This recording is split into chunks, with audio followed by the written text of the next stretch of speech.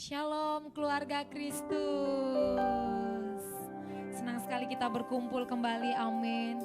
Mari saudara terkasih, persiapkan hatimu, persiapkan tubuh roh jiwamu. Kita mau sama-sama sembah Tuhan.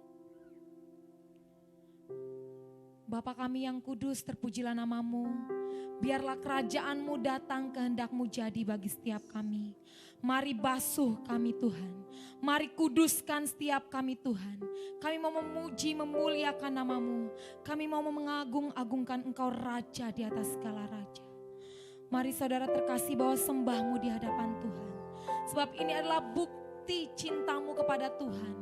Ini adalah bukti pembalasan yang Engkau berikan karena kasih setia Tuhan. Uyaralaba syandaralaba papa. Yes, Kau Aba yang setia, Bapa yang mulia, kasih-Mu besar Tuhan. Kau pulihkan hidupku,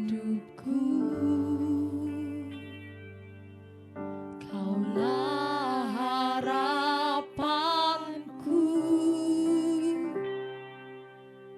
hidupku dalam-Mu. Terima kasih Tuhan, Kau selamatkan hidupku.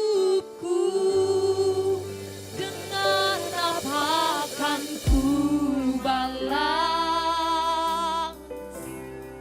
segala kebaikan-Mu?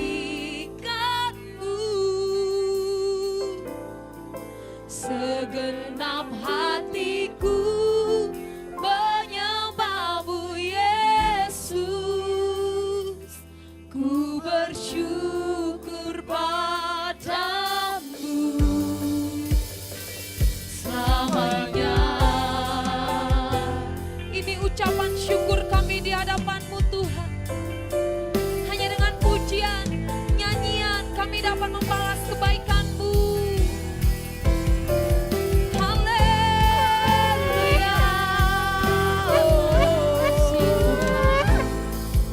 Sebab katakan, Dialah harapan bagi setiap kita. Kaulah harapanku, hidupku di dalam-Mu. Terima kasih Tuhan. Terima kasih Tuhan. Kau selamatkan hidupku. Dengan apa akan ku balas segala kebaikan-Mu? Segala kebaikan. Sungguh Tuhan, segenap hatiku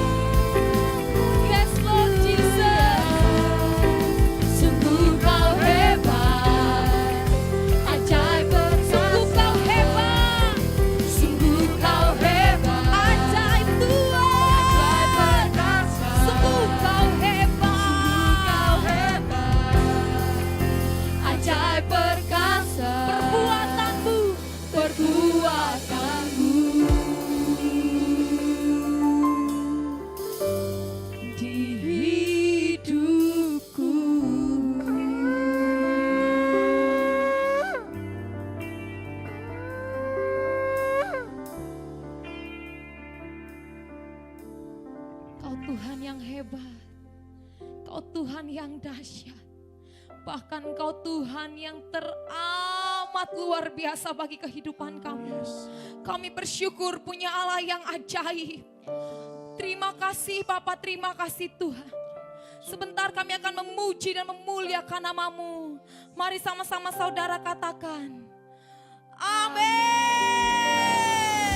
Haleluya. Mari saudara terkasih, saya undang kita sama-sama untuk bangkit berdiri. Kita mau sembah Tuhan, amin. Amin. Kita mau puji Tuhan, amin. Amin. Sebab kita adalah umat pilihannya, amin. Amin. Beri kemuliaan sekali lagi bagi Tuhan. Yes.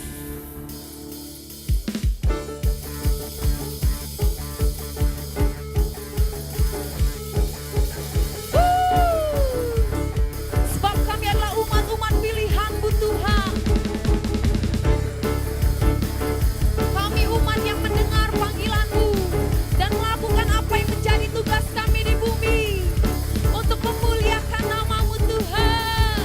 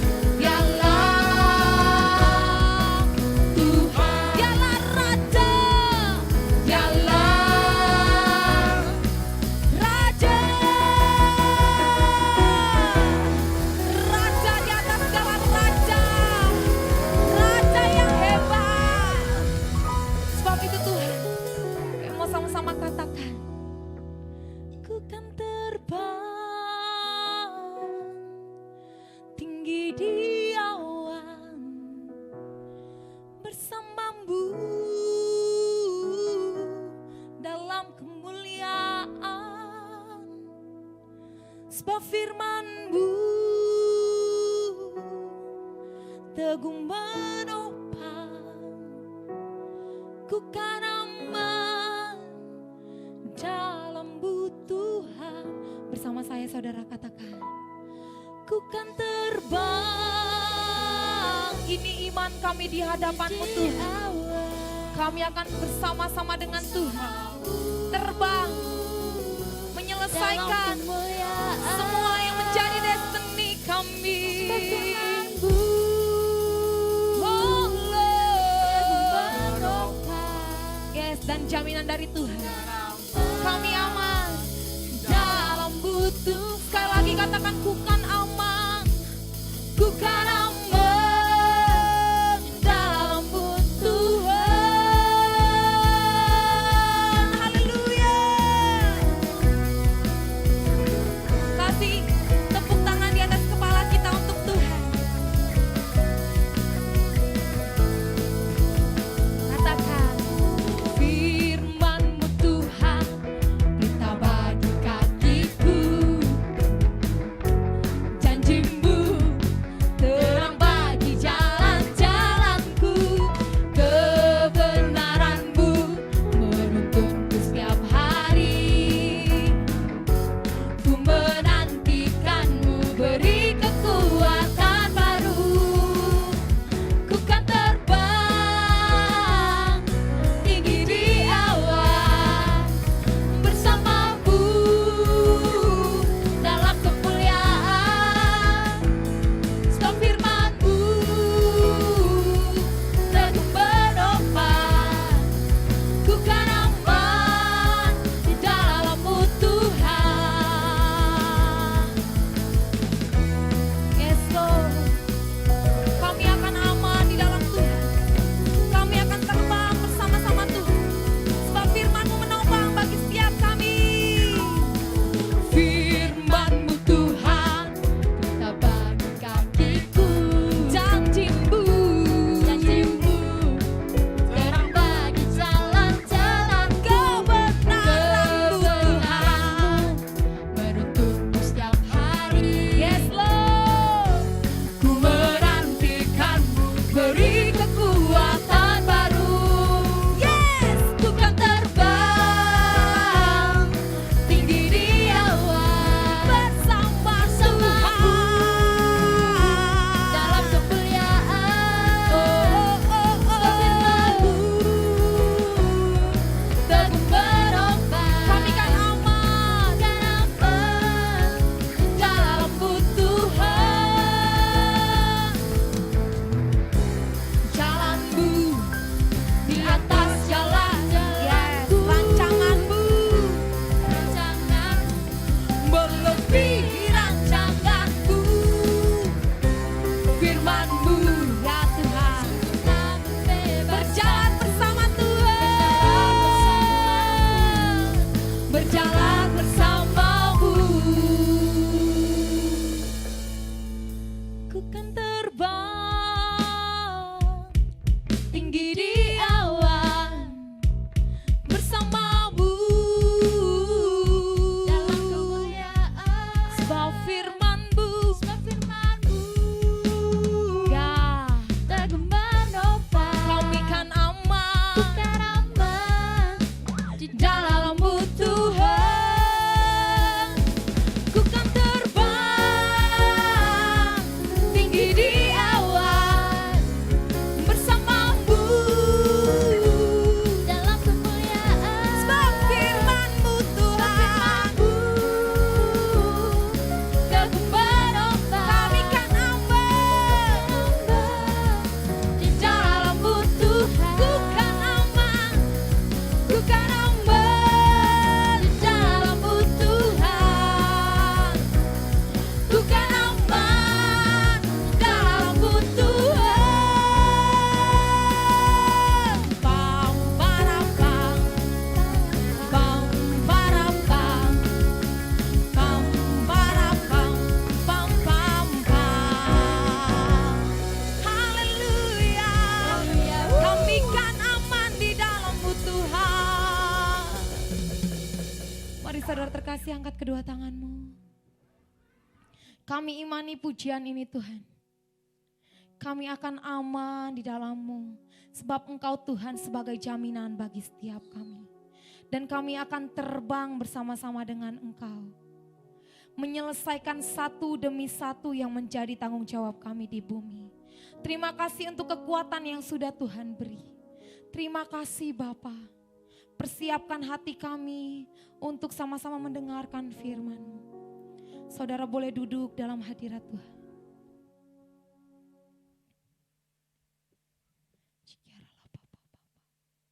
Sebab selain Engkau tiada yang lain Tuhan, yang kami ingini di bumi. Hanya Engkau satu-satunya. Hanya Engkau satu-satunya.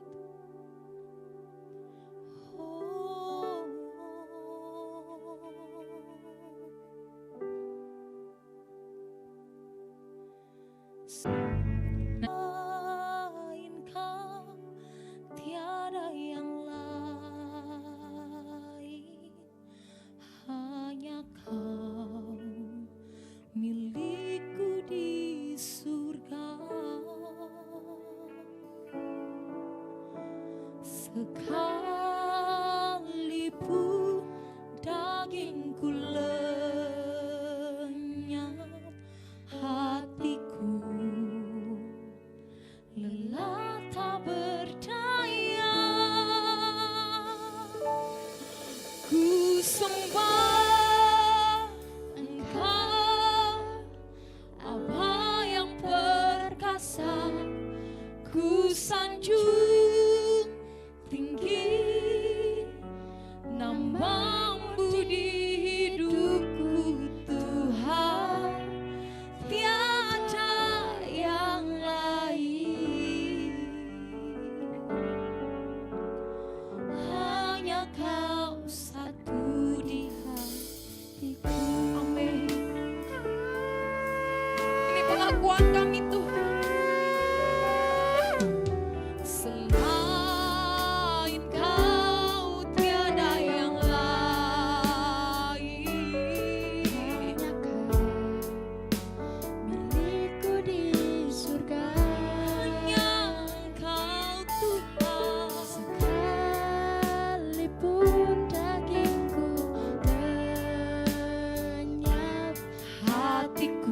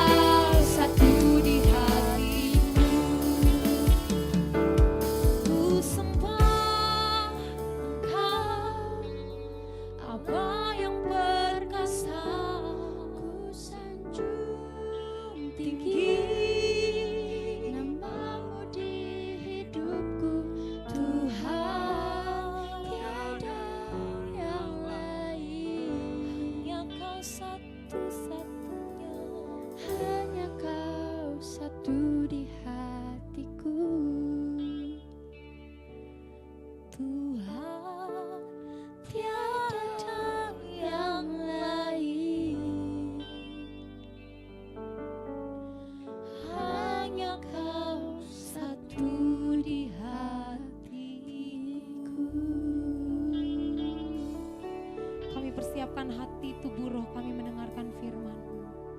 Demi nama Yesus kami berdoa dan mengucap syukur. Haleluya. Amin.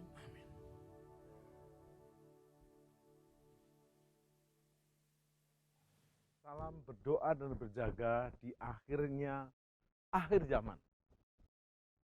Kekasih-kekasih Tuhan, kita akan belajar dalam kesempatan ini, di episode ini adalah bedah kitab Wahyu. Wahyu pasal 1, yaitu Wahyu Yesus Kristus.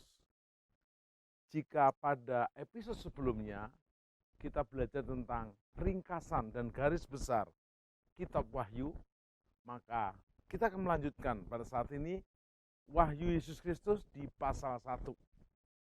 Dan kita akan ambil dari Wahyu 1 ayat 1. Ini sangat powerful. Inilah wahyu Yesus Kristus. Ingat, bukan wahyunya Rasul Yohanes, bukan. Rasul Yohanes hanya alat kecil yang dipakai Tuhan untuk menyampaikan wahyu Yesus. Dan yang dasar dikatakan di sini, yang dikaruniakan Allah kepadanya, supaya ditunjukkannya kepada hamba-hambanya apa yang harus segera terjadi. Harus segera terjadi, dan oleh malaikatnya yang diutusnya, ia telah menyatakannya kepada hambanya, hanya hamba, yaitu Yohanes. Bapak Ibu Saudara, penekanan pengajaran kitab Wahyu ini kepada nubuatan akan terjadi di masa akhir zaman. Tapi yang menarik, nubuatan itu berbeda dengan ramalan. Kalau ramalan itu ada ramalan manusia, ramalan orang pintar, ramalan paranormal. Tapi kalau nubuatan itu adalah pewahyuan kepada para nabinya, dan mayoritas semuanya digenapi.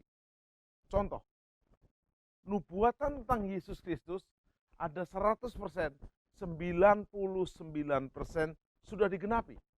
Contoh nubuatan tentang Yesus Kristus, dikandung oleh seorang perawan, diberi otoritas memerintah sebagai raja, di Yesaya 9 ayat 5, dilahirkan di Bethlehem, Mika 5 ayat 1, semua digenapi.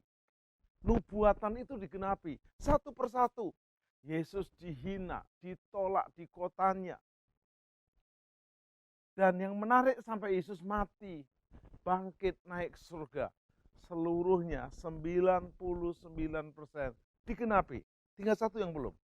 Kedatangannya yang kedua kali.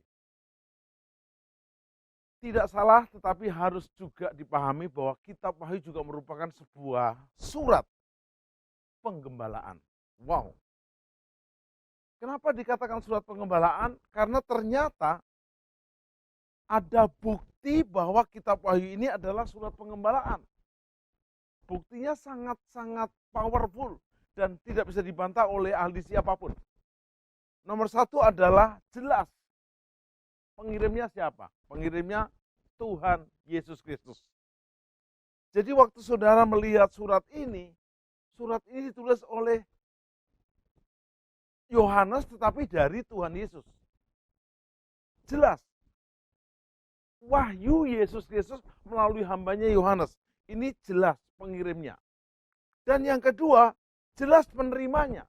Yaitu 7 gereja Tuhan di Asia Kecil. Yang menggambarkan adalah gereja Tuhan sepanjang masa. Menggambarkan tipe 7 gereja Tuhan di akhir zaman.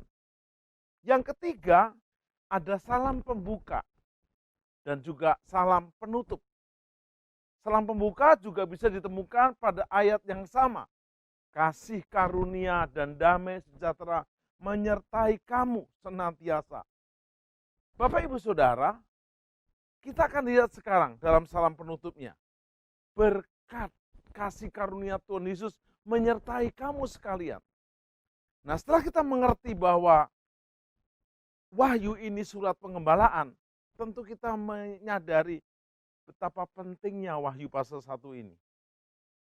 Bukan hanya kepada 7 gereja di Asia Kecil waktu itu, tetapi juga kepada gereja pada akhir zaman ini. Dan ada 7 tipe gereja. Dari Wahyu pasal 1 ini ada 5 kenyataan penting mengenai latar belakang kitab ini yang dinyatakan dalam Wahyu 1 ayat 1 sampai 20. Dinyatakan dengan sangat jelas. Nomor 1, inilah wahyu Yesus Kristus. Wahyu 1 ayat 1. Yang dikaruniakan Allah kepadanya supaya ditunjukkannya kepada hamba-hambanya. Saya dan saudara adalah hambanya. Apa yang harus segera terjadi? Kita kan banyak tanya. Habis pandemi corona, apa yang terjadi ya? Kalau new normal selesai, apalagi ya? Apa super normal ya? Banyak yang nggak tahu. Kekasih-kekasih Tuhan, sebelum tahun 1 Masehi, kitab Wahyu disebut sebagai Wahyu Yesus Kristus. Ini karena kitab Wahyu pasal 1 ayat 1 dibuka dengan Wahyu Yesus Kristus. Jadi berbahagialah Anda kalau bersama saya belajar ini, Anda sedang mempelajari wahyunya Yesus Kristus. Namun nama ini diubah menjadi hanya wahyu setelah tahun 2 Masehi. Aslinya, awalnya adalah wahyu Yesus Kristus. Betapa powerfulnya kalau kita pelajari. Saya mau bersaksi, saya sudah menjadi gembala kurang lebih 25 tahun. Merintis gereja menjadi ketua misi sudah 30 tahun. Saya khotbah banyak di berbagai tempat dan kalangan. Tapi saya jarang khotbah tentang wahyu. Bukan saya menghindari. Saya merasa waktu itu tidak mudah untuk dibedah. Tidak mudah untuk ditafsirkan. Dan juga mungkin belum waktunya. Tapi hari-hari ini harus belajar. Saya nggak bilang saya bisa. Saya harus belajar bersama Anda. Dalam kitab Wahyu, Kristus diperkenalkan sebagai penguasa atas raja-raja di bumi. Wahyu 1 ayat 5. Dan menjelang bagian akhir dari kitab Wahyu ini, diungkapkan di pasal 19 ayat 16, diungkapkan Yesus Raja segala raja. Bapak Ibu Saudara, wahyu Yesus Kristus ini diteguhkan di ayat yang kelima, Wahyu 1 ayat 5. Kepada kita telah diberikan satu referensi yang jelas tentang Kristus yang memberi wahyu adalah penebus kita. Kepadanya yang mengasihi dan menyucikan kita dari dosa melalui darahnya sendiri. Di 1 Korintus 6 ayat 11, dia telah mati, membenarkan, menyucikan, dan menebus kita. Powerful. Dalam ayat-ayat ini, kita dapat menemukan jaminan keselamatan.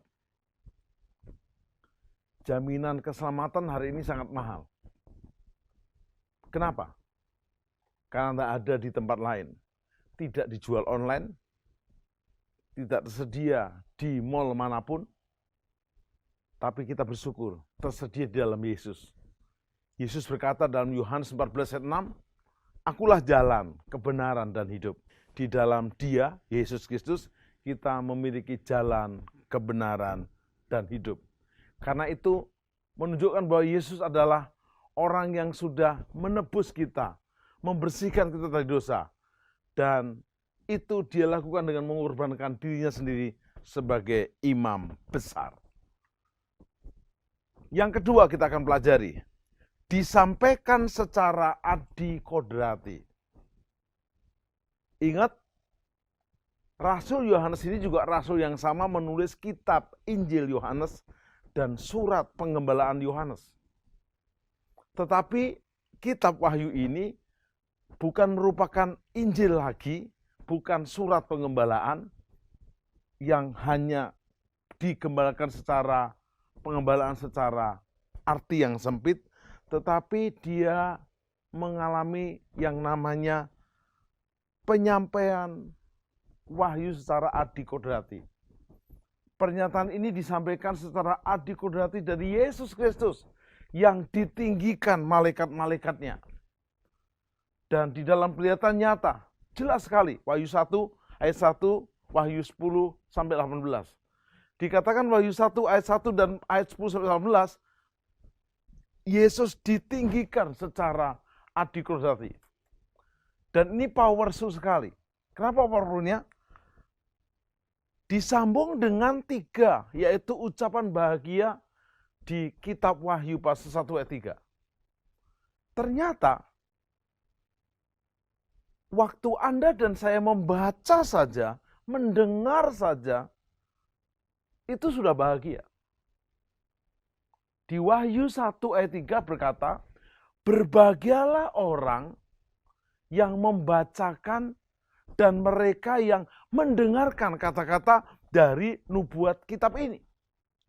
Dan yang menuruti apa yang ada tertulis di dalamnya. Sebab waktunya sudah dekat, sangat dekat. Di Wahyu 1 ayat 3 ini, kolerasi dengan di Wahyu 14, 16, 19, 20, 22, dan juga 22 dan 14. Kata makarioi di dalam Wahyu 1 ayat 3 diterjemahkan dengan kata berbahagialah. Kata makarioi ini dapat diterjemahkan dengan beruntunglah, diberkatilah. Jadi berbahagialah, beruntunglah, dan diberkatilah mereka yang membacakan, mereka yang mendengarkan, dan mereka yang mentaati apa yang tertulis dalam kitab Wahyu ini. Jadi kalau Bapak Ibu Saudara ogah-ogahan, aduh agak pusing, nggak apa-apa, mulai. Dan yang keempat, Yesus adalah Alfa dan Omega. Saya punya pujian untuk lagu ini.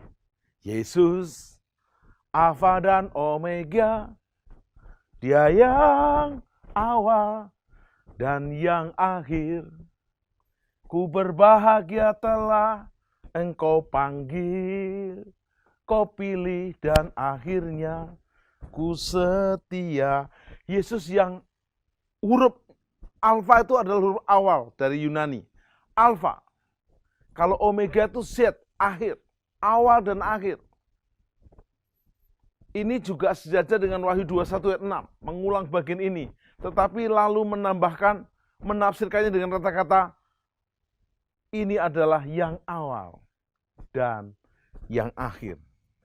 Betapa bangganya kita kalau kita sedang mengikuti yang awal dan yang akhir, yaitu Tuhan Yesus Kristus.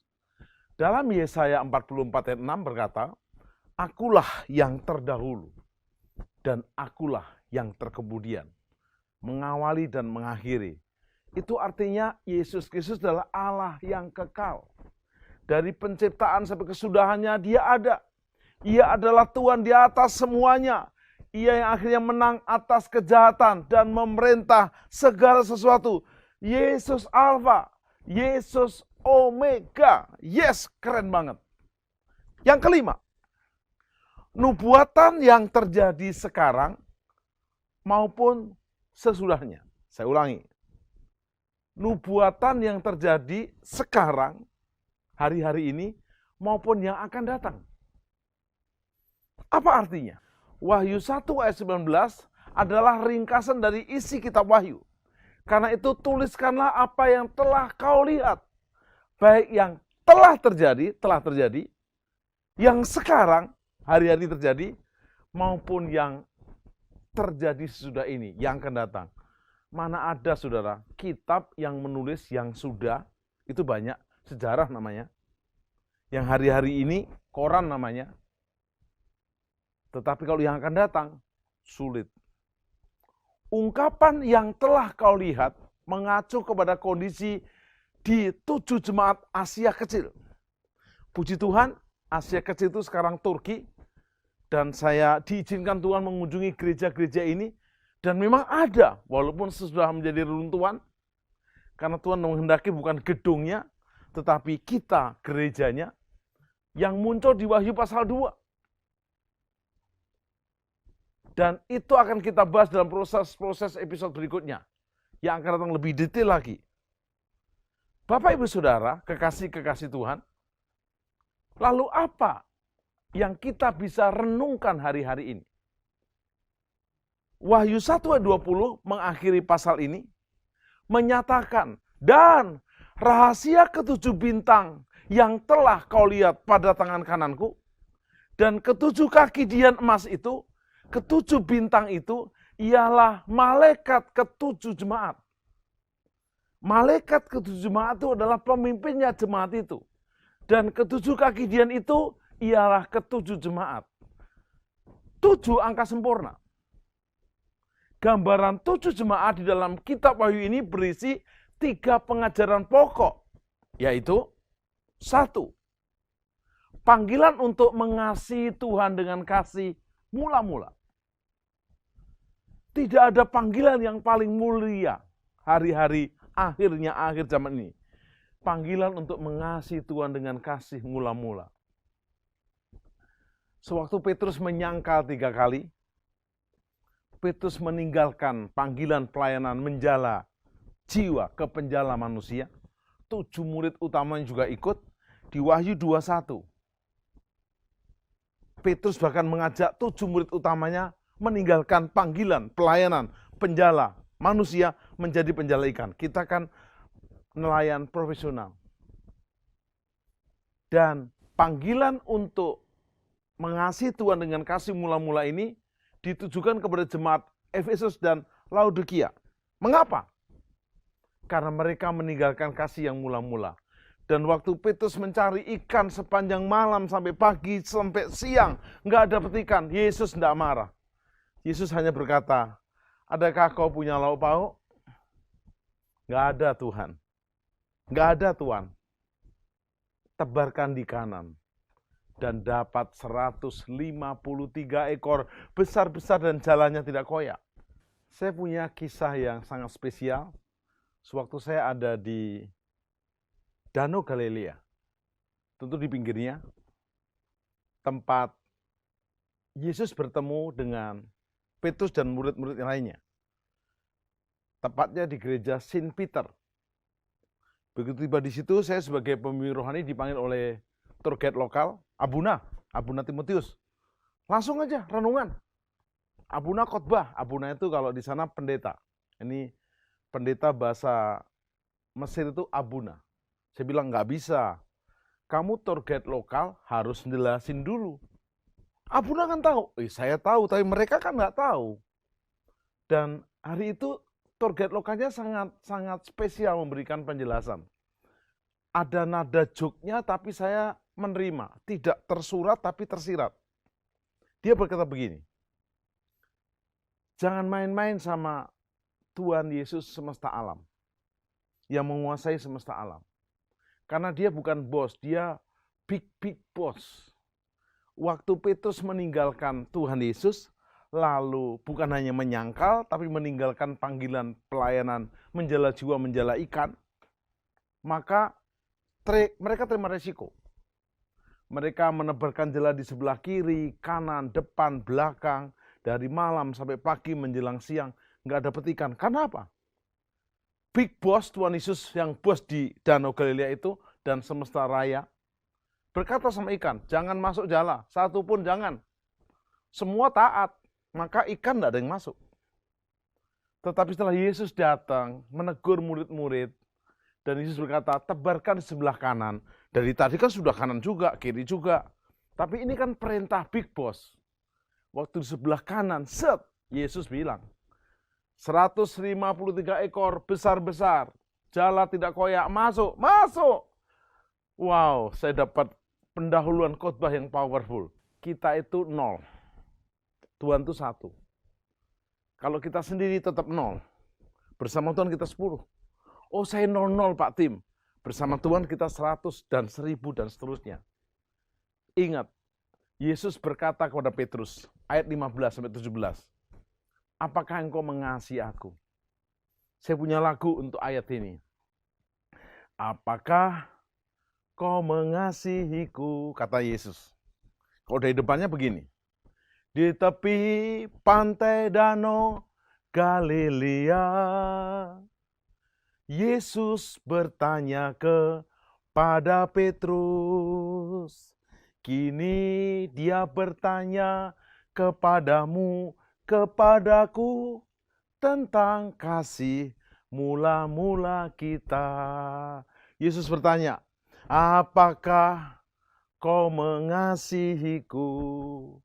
Apakah kau mengasihiku? Juga kepada jemaat Efesus, jemaat Laodikia, jemaat saudara sekarang di akhir zaman. Lebih dari kepada yang lain. Apakah kau mengasihiku? Apa yang menarik? Yesus dengan berkata, engkau tahu Tuhan, aku mengasihi engkau. Karena itu kata Yesus, gembalakanlah domba-dombaku. Yang kedua, panggilan untuk hidup benar. 5 kenyataan penting mengenai latar belakang kitab ini dinyatakan dalam Wahyu 1 ini jelas.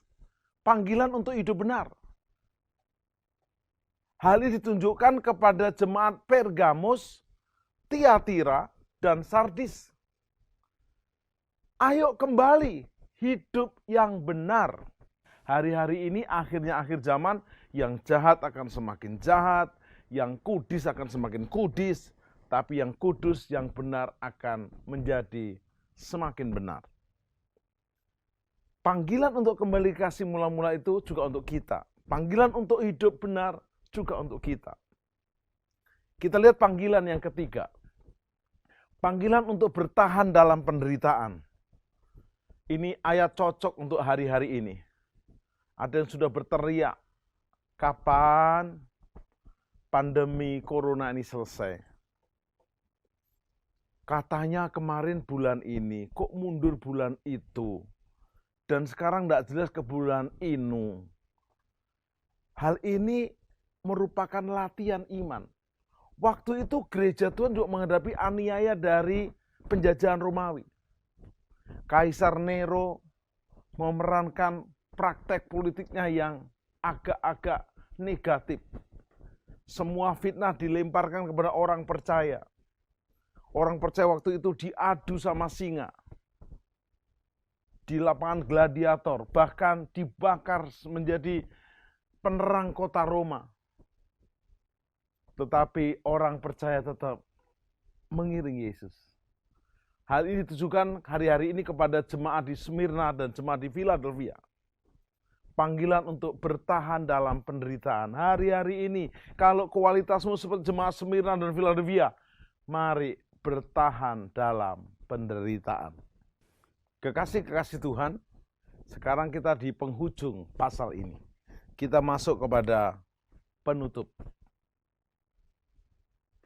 Film yang bagus, pasti ada closing. Surat yang bagus, ada closing. Tapi ini penutup di pasal 1. Dan menarik sekali di pasal 1 ini ditutup dengan sebuah peringatan. Kedatangan Tuhan Yesus kedua kali sudah semakin dekat. Bahkan tema utama kitab Wahyu adalah Tuhan Yesus segera datang. Tuhan Yesus segera datang. Tanda-tandanya semakin nyata. Di Matius 24, Yesus tidak memberitahu kapan dia datang. Murid-muridnya tanya, Guru, kapan engkau datang? Engkau memulihkan segala sesuatu. Yesus berkata jelas, waktunya tidak ada yang tahu. Hanya Bapa yang tahu. Tetapi waktu mereka bertanya, apa tanda-tandanya? Yesus memberi 10 tanda di Matius 24. Akan ada penganiayaan kepada orang percaya. Akan ada deru perang, kabar perang, dan perang antar suku, antar bangsa. Akan ada kelaparan, gempa bumi, bencana alam, sampar. Hari-hari ini negara mana tidak kena sampar? Tanda-tandanya nyata. Gempa bumi, kasih menjadi dingin, nabi-nabi palsu. Wah, nggak keukur banyaknya nabi palsu. Tanda-tandanya semakin nyata. Ada 10 tanda dari Matius pasal 24 ayat 1 sampai yang ke-13. Dan tanda yang ke-10 ayat 14 yang sudah mulai terjadi. Yaitu Matius 24 ayat 14, dan Injil kerajaan itu akan diberitakan ke segala bangsa. Dan akan tibalah hari kesudahannya. Ingat, bukan Injil kemakmuran, bukan Injil kesembuhan, bukan Injil doktrin ini, doktrin itu, tapi Injil kerajaan surga. Kerajaan Tuhan Yesus. Yesus berkata, bertobatlah, kerajaan surga sudah dekat. Berarti Injil yang utuh, Injil kerajaan diberitakan. Mohon maaf, bukan diterima, diberitakan.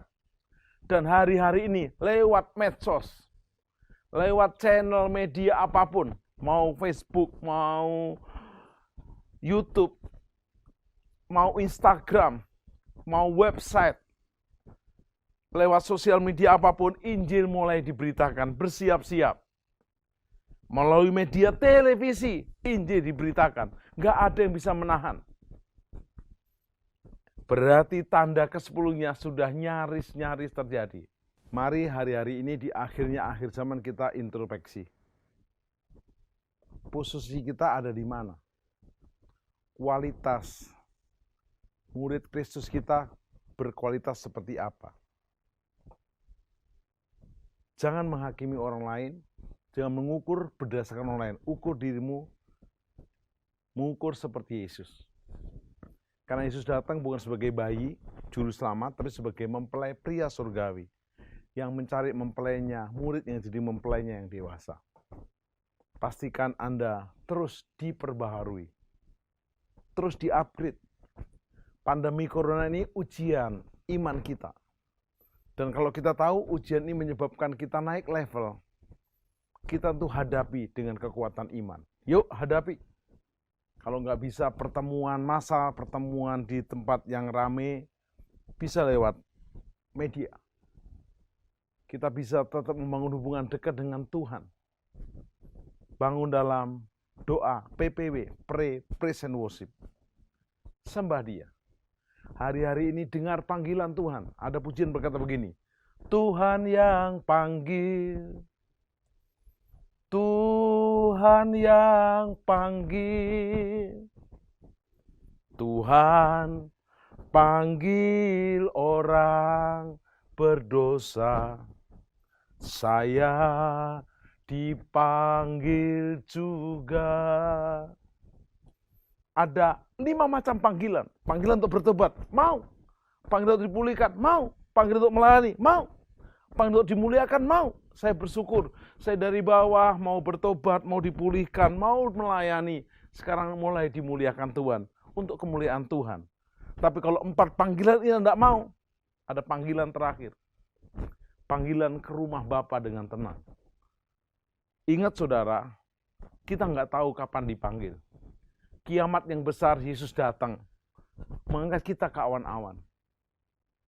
Tetapi kiamat kecil, masing-masing dipanggil. Siapkan dirimu untuk engkau selalu berdoa, berjaga. Seperti zaman Nuh, Anda senantiasa berdoa dan berjaga, selamatkan dirimu dan selamatkan keluargamu. Bergaul karib dengan Tuhan, hidup benar tidak bercacat, walk with God, berjalan bersama Tuhan. Bangun bahtera pelayanan untuk menyelesaikan amanat agung Kristus di akhir zaman. Sehingga waktu sangkakala berbunyi, saya dan saudara, rapture diangkat, dimuliakan bersama Kristus. Belum terlambat, bagi engkau yang terhilang, kembali. Bagi engkau yang tersesat, kembali. Bagi engkau berusaha bertobat. Mari kita berdoa. Sempurnakan pengajaran bedah Kitab Wahyu pasal 1 ini untuk membuat kami bertobat, diperbaharui, dan dipanggil dalam panggilan bertobat, dipulihkan, melayani, dan dimuliakan untuk kemuliaan nama Tuhan. Sehingga kami dan seisi rumah kami diselamatkan. Dalam berkat Bapa, Tuhan Yesus, dan Roh Kudus. Dalam nama Yesus. Amin.